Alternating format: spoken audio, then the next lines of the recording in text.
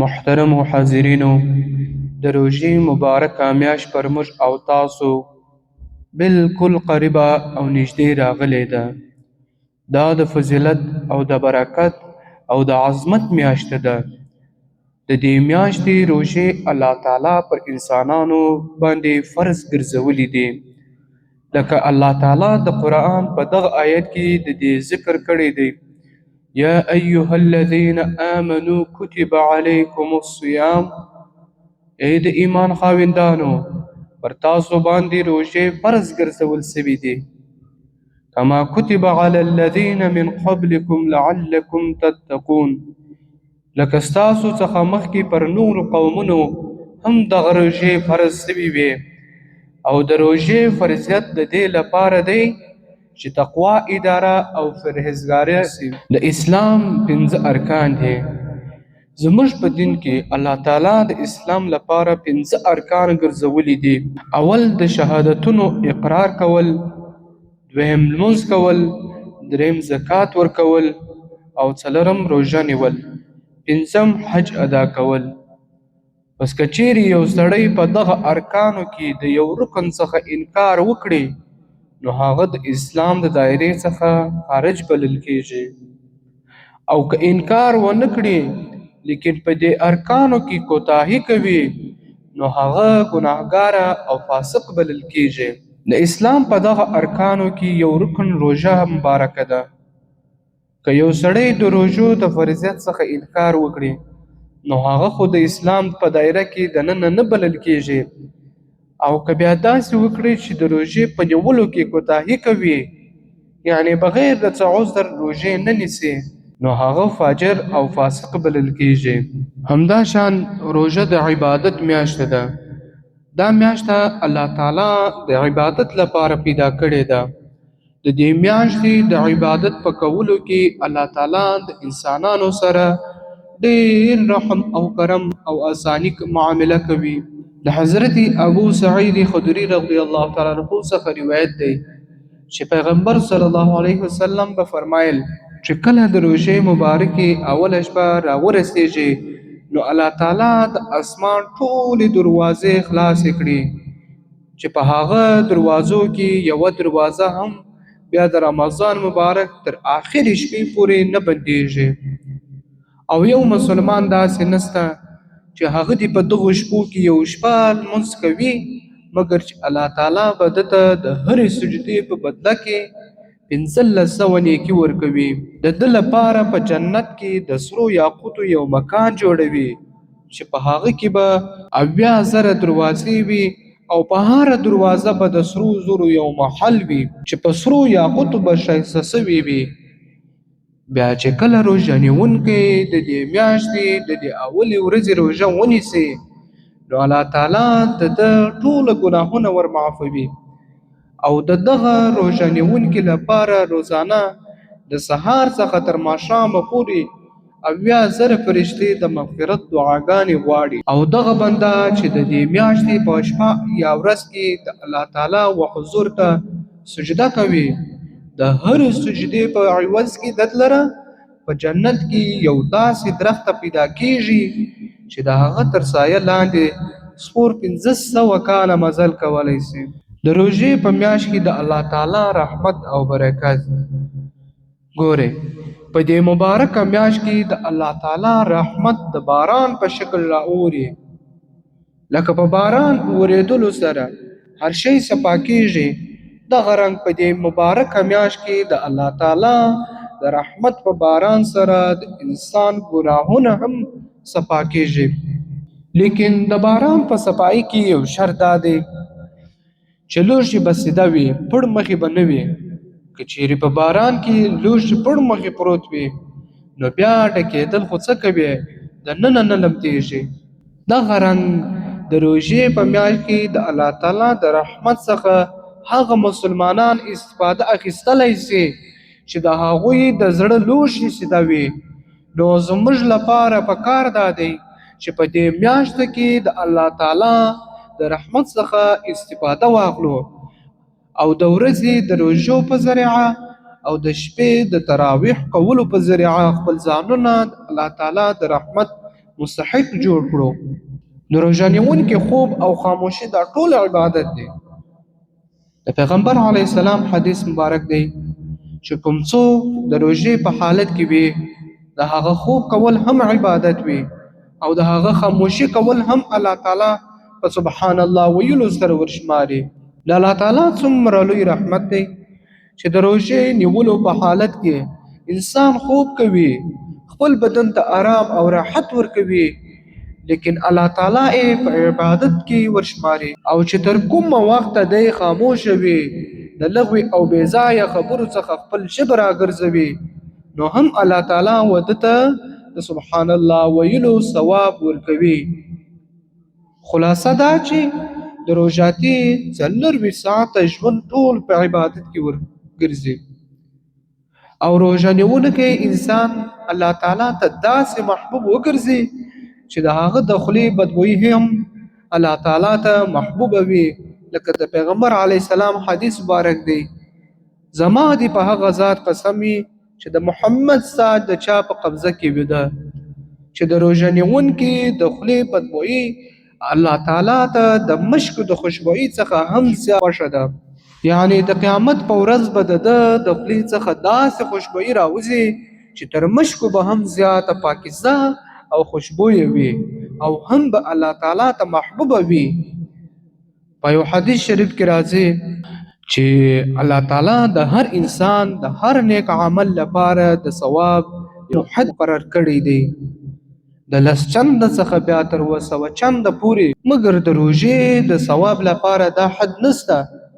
ځکه د روژې په باره کې پیغمبر علیه السلام حدیث قدسی نقل کړ چې الله تعالی فرمایي الصوم لی وانا اجزی به، روژه زما لپاره ده، زه په خپل د هغې بدله او عوض ورکوم. د هغه وجه دا ده چې په روژه کې ریاکاري نه راځي، ځکه روژه دې ته وایي چې د صبح صادق څخه بیا تر لمر لوېدو پورې خپل ځان د خوراک او څښلو څخه راوګرځول شي. هر سړی پر دې قادر وي چې په تنهایی کې دی خوراک یا څښاک یا اوبه هر شی چې وي هغه وخوري، مګر دی بیا هم نه خوراک وي او نه اوبه څښي.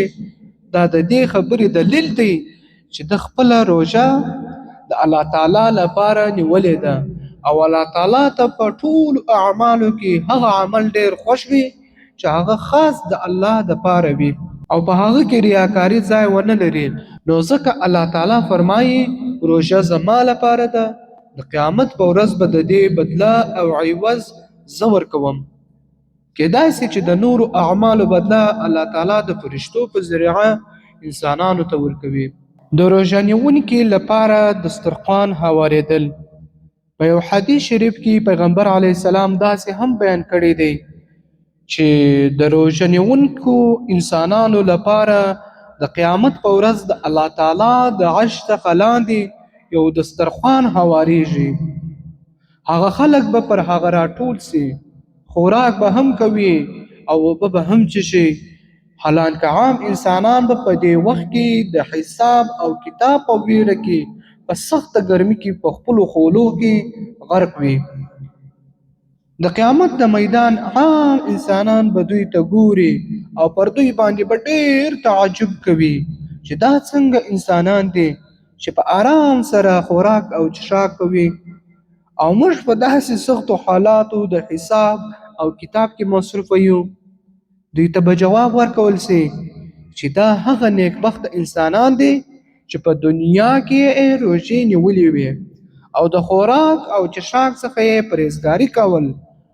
نن د هغه عوض په دغه شان دوی ته ورکول کیږي او تاسو چونکه روژې نه دي نیولې او په دنیا کې مې لوږه او تنده پر ځان نه و تېره کړې، نو ځکه تاسو د دغه نعمتونو څخه اوس محرومه او بې نصیبه یاست چې کوم چا په دنیا کې لږ لوږه برداشت کړله او هم یې تنده پر ځان باندې تېره کړه او خپل خواهشات یې قابو کړل، الله تعالی به دوی په دغه درانه او سخته ورځ د لوږې او تندې څخه محفوظ ساتي.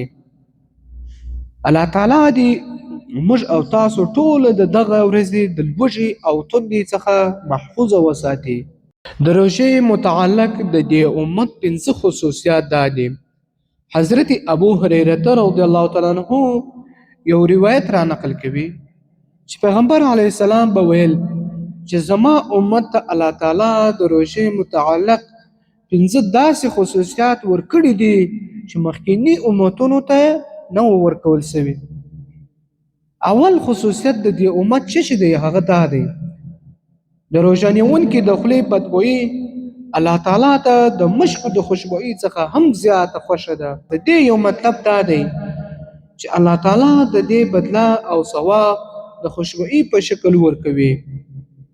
یا د دې مطلب دا دی چې د قیامت په ورځ به چې کله انسانان د قبرونو څخه راپورته سي نو د روژه نیونکو د خولې څخه به داسې خوشبویي راولاړېږي چې د مشکو څخه هم بهتره وي. او یا درېم مطلب بیا دا دی دغه د دنیا په ژوند کې د روژه نیونکي د خولې بوی الله تعالی ته د مشکو څخه هم زیات خوښ دی. دویم خصوصیت د دې امت دا دی د روژه نیونکي لپاره په دریابونو کې ماهیان دعاګانې کوي او دغه دعاګانې د روژه مات تر وخته پورې وي. په بعضو روایاتو کې د فرشتو د مغفرت د غوښتلو یعنی چې فرشتې د روژه نیونکو لپاره مغفرت غواړي هم ذکر راغلی دی. په یو حدیث مبارک کې راغلی دی چې کله الله تعالی د چا سره محبت کوي نو جبرئیل امین ته وفرمایي چې زما د فلانکي سړي سره محبت دی ته هم د هغه سره محبت کوه. نو جبرئیل امین په خپله د هغه سره محبت شروع کړي او په اسمان کې आवाज وکړي چې د فلانکي بنده سره د الله تعالی محبت دی تاسو هم محبت ورسره وکړي. بیا نو اسمان والا د ده سره محبت شروع کړي.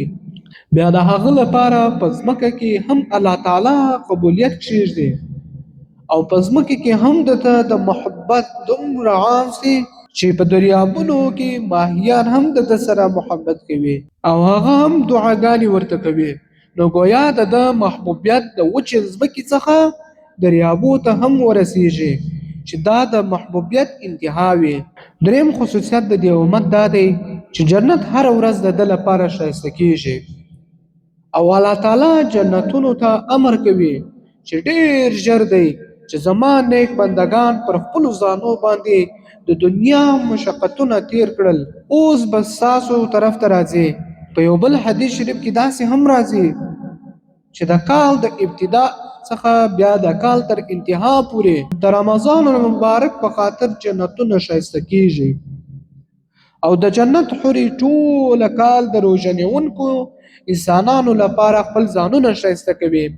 څلورم خصوصیت د دې امت په دې میاشت کې الله تعالی سرکشه شیطانان په قید کې واچوي هغه ځکه چې په دې میاشت کې په نیکو اعمالو کې اضافه راځي او په ګناهونو کې کمی راځي. پنځم خصوصیت د دې امت دا دی چې د رمضان المبارک په آخر شپه د ټولو روژه نیونکو مغفرت کیږي. صحابه کرامو د پیغمبر صلی الله علیه وسلم څخه پوښتنه وکړه چې آیا دغه مغفرت د لیلة القدر په شپه وي؟ د مبارک ورته وفرمایل چې نه بلکې قانون داسې دی چې مزدور کله کار ختم کړي نو هغه ته اجرت ورکول کیږي. یعنی د شب قدر فضائل پر خپل ځای دی لیکن روژه نیونکو چې پوره میاشت کومې روژې نیولې دي د هغه په بدله کې د دوی مغفرت کیږي. الله تعالی دې موږ او تاسو ټولو ته د دې میاشتې د قدر کولو توفیق راکړي او هم دې د دې میاشتې د برکاتو څخه مستفید وګرځوي.